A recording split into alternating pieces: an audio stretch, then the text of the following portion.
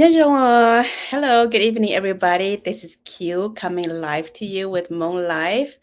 I'm actually in Arizona right now. It's really, really hot. And I want to thank you guys for joining me tonight because I have a really, really hot singer here that I'm just dying to meet. And I think you guys are all anxious to meet her too. So, we've been featuring, we will be featuring a lineup of celebrities and designers that we're prepping for the Hmong Nouveau that's coming up in November. And so Maiyia is one of the singers that will be featuring on the runway. So I know that you guys are excited, and I am too. But this interview is probably going to be in Monglish. It's going to be mainly in English, but we'll flip back and forth to Hmong when we see fit. So I know we have a lot of fans out there that are not in the United States, but yeah, mi mà chấm mong ya shan đầu na lo thầm mấy chỉ nếu khoa bé trong này phèn trong bé chấm mong ya mi cà tế ya cho yo sai chỉ bé sai hà mi cà đấy ta mấy hai sáng có bé hà mong là ha bé bao để sao bé mà mong ha. So now it's going to be a Monglish. So I want you guys to, feel free to add the comments if you have anything you want to ask or any questions you want to ask. Feel free to comment. And if I can catch a comment or you have any questions for Maiyia or for me, then let me know.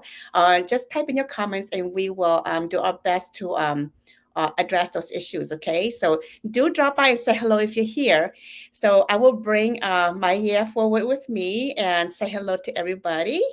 Let me see. I'm gonna go. All right. So hello, Maiyia. Hello, hi, everyone. I'm so happy to be here. Thank you for having me. Well, you are in Fresno, right? Yes, I am. Oh goodness. So I'm so glad to have you here. I've been a fan of yours for a long, long time. So this is really a great Oh, opportunity to. awesome. Thank you for listening. Oh, sure. Well, we're all dying to meet you. So just, tell us what's on your mind. What's going on with you at this point? Oh man, it's a pleasure to be here. I think at this time I'm working very heavily on my third album campaign. So it's I've been super busy, super overwhelmed, like trying not to have anxiety with all the things that are coming, but I know that it's gonna be great. So yeah, that's not gay. I've been just focusing on getting my third album finished, which is pretty much already done, and we're just gonna be filming and shooting, doing a lot of these interviews, and just kind of going places. So I'm like super excited. Gosh, so tell me, give me a sneak peek of your third album. What is it about? Oh man, go with my third album. Like every album usually has like a title for like the album. Usually like the prime song, which is like the hit of the album. But this album, it's very different from my first two, and I can't personally pinpoint like what song would be a good song to title my album. So I think it's gonna be self-titled. It's just probably just gonna be Maiyia Vwj, and this is my third album. So my third album is a little bit more diverse, very different, more upbeat, definitely like including more of our ethnic sounds into our song, also still being very modern as me as an American Hmong artist. So it's a little bit of everything. And I've had multiple people review my album just to see like what they thought. And a lot of people were like, all the songs are so different. Like we can't even really pinpoint like which one we really like because they're just not comparable to each other because it's so different. So I'm excited because I feel like this album is the closest to what I've always envisioned my music to be. Is it because I mentioned to you that I love like you have a very strong vocal cord and it's very different from Hmong songs versus Hmong song is very like I could see an like Yeah. right, but yours is like powerful, you like out there, and so how do you bring that into to what you do because when you do it, it sounds beautiful. So Thank how did you you. do it? Yeah, I believe that I don't have like a typical, like I would say even traditional like voice that you would hear. Usually Rabe Nongoma, like they're like very, oh, it's very sweet, very, like soft or like even more on the more feminist, like feminine, like a higher pitch sounds, my voice, I would say that I grew up when growing up singing, I was always like an alto, meaning that I sing lower ranges, but I also sing like soprano notes as well. So I know in terms of my voice, it's very different. So I've tried to be like, okay, let me muroshana ego yo lo lo nye hena yo. This is my you voice only like ni chi ho ni muroshana ke only ni chi pi na yo. So I was like, you know what? I'm just gonna be myself, and I'm just gonna do me because this is what I've always been doing. So so I think maybe they'll learn to like it because it's something different. And I think that being diverse, especially, we don't want all to sound the same, right? So I Mhm. think it's really great that even though like I would say that my voice is not like a typical Hmong voice, I feel like I could still bring it, and hopefully it opens the doorway to other artists that are very different and their voices are very unique as well in the future. Wow, and that's so well put together. What inspired you? Any inspiration out there that in terms of inspiring your lyrics, your songs? Oh man, I draw inspirations from all walks of life. Like how you hit the nail, you where like, oh, I'm so tushia, right? So any songs that they know that is like very tushia, it's because I drew that inspiration from somebody else's life. So doing what I do in my career path, I talk to a lot of people and I hear about a lot of like backstories and stuff, and it really encourages and like inspires me to write music as if I were wearing the shoes of that person. So being able to do that and putting yourself in their position and walking in their shoes helps me bring these songs to life, even though technically it's not so much about just me, but about other people and their walks of life. So that way other people can relate to it too. It's not just, my love stories, which is like, you could write happy songs too, but a lot of people, they're going through hard times. They want to hear some of those songs that, so being able to Mhm. put yourself in those positions allows you to do that as an artist. Wow, because like I listened to your album, the one that's really popular, like Muab Vwj, like especially your video where you kind of like gave it all to the guy at the end. You know, in those kind of singing that as an artist, what does it take to come up with that kind of you know, picture? With that music video, we worked with like a group of a videographer, and they were doing movies. So my song was at the time was like a support for their film, So it was translated into something that worked for their film. I think Mm. if I were to like, if I had the chance to redo it, it would be different, because a lot of people were like, "Hey, it's like a love story," and like the music video was like showing like more a lot of like drama and stuff. But I think that either way, like it was still really good. And in terms of like songs like that, like you like Mm. it just comes out. And a lot of people have asked like, how do you write these kind of songs, or how do you know what to say? And honestly, I don't know how to explain that. It's just a part of me that just does it naturally. Ah, so you wrote the song, right? Yes. So Mokuishine is a song that most people know me by. It was my Uh-huh. first song coming back onto doing Hmong music. I stopped for a long time. But I wrote that song actually when I was only 16. Oh, I was wow. very young. Yes, I was very young. And yeah, do good to future husband, no good to future love na Mhm. y'all. So I just put myself in that position, and I never thought that that song would be anything. And I think I chose the right song to come back with because now it's like people know me by that song, but like to be very honest, I wrote that when I was just a kid. Wow. Yeah. It's so adult, the way, the way it came across. So you were only 16 when you wrote Yeah, it. I don't even know what I was saying really. Oh. This so much you so much experience usually that oh yeah cũng có tôi nói cũng chơi cái trong lý nó yeah, so I just wrote it Mhm. based on that. Yeah.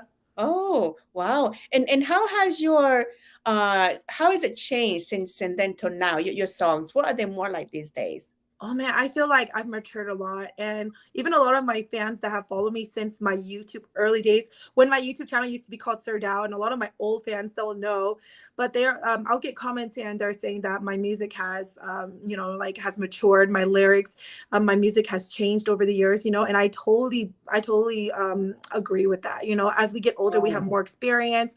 You just sad one, you just have to Mhm. you bought the day one. So I feel like growing up and maturing has played a big factor into these newer songs that I'm writing. And I haven't really looked back because I feel like going forward, like I just have more and more mature ideas and better lyrics that I feel like I've given more than I did in the past. Oh, wow. And let's talk about moving forward, Kate. Hmong Nouveau. I mean, it's one of the biggest event that's coming up. Yeah. What's it like for you? I mean, just knowing you're going to be walking on that stage. Yes, I'm so excited and very nervous as well because this is going to be like, I think this is going to make Hmong music history because we're combining so many talents, and especially coming, like it's going to be like international. We're going to have international artists along with our like United States Hmong artists. It is definitely like an honor to be a part of this event, and I'm super excited because when I'm performing, I'm going to be performing for the women's line when they're going to be modeling. So this is so different from what I normally do. Usually we just perform on stage and Mhm. we get off when it's our set is done, but this time I'm actually going to be performing with models, so this is very, very different. I'm Yes. super excited. Yeah. That is gonna be like, yeah, that's why I love this show because it's so different and it's so out there. You know, are you gonna be wearing something somebody designed for you, or what's for you? What's in store for you? Yeah, so I have a designer in Minnesota, and she's currently working on the outfit that I'll be performing with. So I'm super excited. And once she gets closer to getting it finished, like I'm gonna be so happy to be able to share it. Yeah. Oh, So it's gonna good. be So pretty so extra. who I think it's okay for us to tell who the designer that you're singing for. I don't know. Yeah. I Oh, think the it's designer okay. that I'm singing for? Yeah, I mean that's the modeling. Yeah, the Yeah. line. So the line that I'm singing for, I believe, is the Wings line, which is the women's line, and I believe the designer is Chua. So Oh, it's Jewel herself. Okay. yeah, so it's good. It's such an honor because I think it's gonna be so beautiful. I have not seen any of the models' outfits yet, so it's also a surprise for me. So I'm so excited. Oh, wow. Wings, huh? That's so fitting. Yes, the Wings line. Yeah. So, you know, aside from singing, you also do other professional work too. Yes. Yeah, Oh, so I run a business here in Fresno, California called Ink Beautify. And what that is I do permanent makeup. So I beautify women of all ages, of all race. I love it. I feel like it's like being younger. When being younger, I've always wanted to be an artist. And you know how to you, Laura, like your parents would be like, you need to go to school and be this and be that. But I was just like, I don't know, because I only like art. I only like to sing. And like, what am I gonna do with my life? mhm. But I never thought that I'd be living my dreams where I'm doing what I love and I'm doing art. So yes, permanent makeup is my full-time like day business, and that's what I do. And then music is secondary to that. But together, I mean, both of these career paths together, it makes up of all my dreams and who I am. So it's such an honor to be able to live that life. You're also a full-time mom, right? Aren't you? You Yes, I can't forget that part. Yes. So I have five little ones. They're all under the age of 9. oh, wow. So yeah, so my youngest is 3. So it's getting easier. It's getting easier, but being a full-time mom definitely takes up a huge chunk of all my time away from me doing work and from music as well. But I think, you figure it out. Gosh, how do you do it? A lot of people ask me that question. And the funny thing is, I don't know how I do it. I just do it. I always tell people that you don't know your strength until you're pushed to the limit and you realize that you're stronger than you thought you were. And that is really my whole life, is just thinking like, okay, I'm so stressed out. Like this is all I can handle. But then you add something else on, and you realize, hey, I could do this. Like I could do more. I could do more and more and more. And then you push those boundaries. And I think that's what I've been doing, is just pushing boundaries and trying to live the best life and still be like a great mother to my kids and be a great person to our society. So it's not for everyone, but I would say it's very hard. But I have a great support system, and I think that's key to being able to do everything that you love, because I have like a supportive husband. My parents and my husband's family, they're very supportive of what I do. Oh, wow. And you do have a lot of full-time hats, and given that we're Hmong and you're an artist, how difficult is it, or what are the challenges that you face as a singer? Như là có hiểu Hmong hả thì như là bây giờ tôi nên cho sự như là you không câu nè nè nè nè bụng một tí giờ anh thì chọn nhỏ đó có là nên nhớ được có ha. I think that times are changing, which is amazing, and Hmong women deserve it. It's about time that we are able to be our own identity, even though we're married. We're not just like "Tu nya no, no se na yo." We Mhm. are who we are, and even though we are in nya, which is the hat that we wear, we are also, who we are, and that's what's changing. So before my time, I would say I'm lucky to be born in this time, because prior, like, if I were to be married and I love to sing, then that's it. Once you're married, like you're gone, you Mhm. know? And I think that times are changing. And I'm so thankful that I'm born into this time to where I can be married, I can have a family, but I can still be out there doing what I love. So I just love that about our community, that it's evolving and it's changing with modern times. You know, you made such an important point about being married and still be able to pursue a singing career because you're right. A lot of these singers, when they're single, they're married and they're done. And you're pursuing that as a full-time mom too. You know, I mean, what kind of support do you get from your husband, or what is it that made it work for you? Oh, I'm just so lucky. I'm so lucky. I mean, it wasn't always easy. I had to prove to him that I was serious about this. Like, because you vision a lot of the generations that are coming, they don't know it anymore.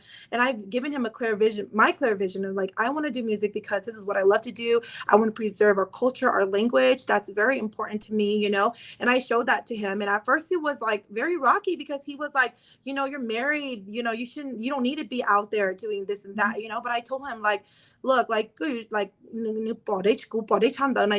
and so he, you know, I was lucky enough that he didn't stop me. He saw that, you know, through my like passion to do this, and he turned around, he supported me. And one thing that really, like, you know, and it makes me almost like want to cry because it's so sweet, is he told me that how can I not support you and expect my daughters to follow their dreams? So in order for me Oh, to support our kids and their dreams, I have to support you. And so they can see that, you know, they can, my daughters can see that they can do anything because their mom did.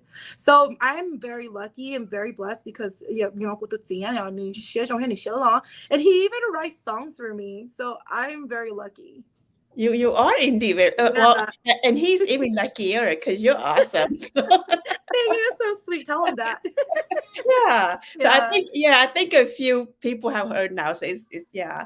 But that's really awesome. You have that kind of support system, and I wish that more Hmong women would have that. Yes. Because we have a lot of wonderful artists out there, and but you happen to be able to shine. So when is your next album coming out? So this is my third album, and it is set to release this coming November. We're shooting for like Thanksgiving.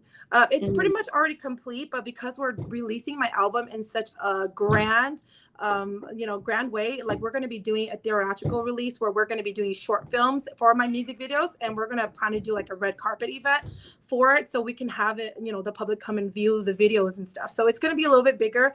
I could easily just release it right now, but because we're trying to do something different, excuse me, my son's hitting the door. oh, Yeah. When you don't know. oh, okay. Yeah, so if you guys hear him knocking, just ignore him.